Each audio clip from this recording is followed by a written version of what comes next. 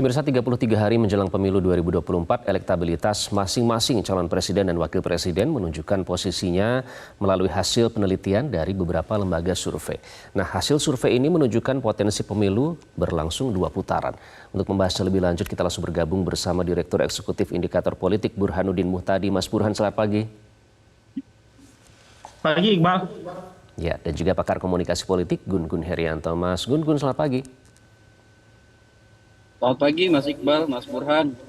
Baik, Mas Gun Gun, Mas Burhan, semoga semuanya selalu sehat. Ini menarik selalu mendengarkan perspektif dari Mas Gun Gun dan Mas Burhan. Saya ingin ke Mas Gun Gun terlebih dahulu. Mas Gun Gun, kalau kita melihat ini banyak yang menganalisis gesture-gesture, kemudian komunikasi yang dibangun baik itu antar parpol maupun antar tokoh, terutama yang dilakukan oleh antara 1 dengan 3. Nah, apakah sudah terlihat potensi koalisi yang akan dibangun seandainya nanti pemilu terjadi 2 putaran?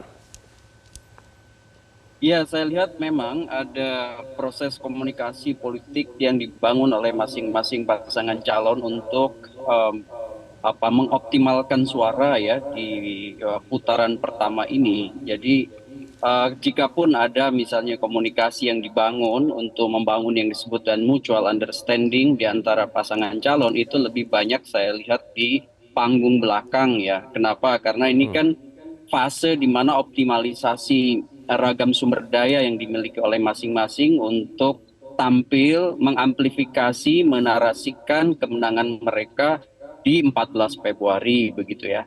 Jadi jikapun misalnya ada proses yang tadi disebut oleh Mas Iqbal ya, misalnya komunikasi yang dijembatani untuk proses mitigasi masa depan, sebut aja masa depan itu adalah potensi putaran kedua.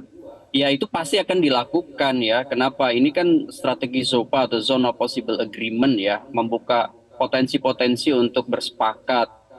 Dan area itu menurut saya difasilitasi oleh 2 hal. Pertama, menjaga narasi masing-masing. Kemudian yang kedua tentu ada liaison officer atau semacam tokoh yang kemudian memersuasi. Dan itu akan dilakukan menurut saya dioptimalkan terutama di panggung belakang, tidak kemudian overexpose. Kenapa demikian? Karena tentu secara psikopolitis sekarang ini lagi membangkitkan yang disebut dengan semangat ya di masing-masing tim ses untuk kemudian meraup suara optimal di 14 Februari. Oke, jadi di panggung belakang itu lebih banyak dilakukan komunikasinya. Jelajahi cara baru mendapatkan informasi. Download Metro TV Extend sekarang.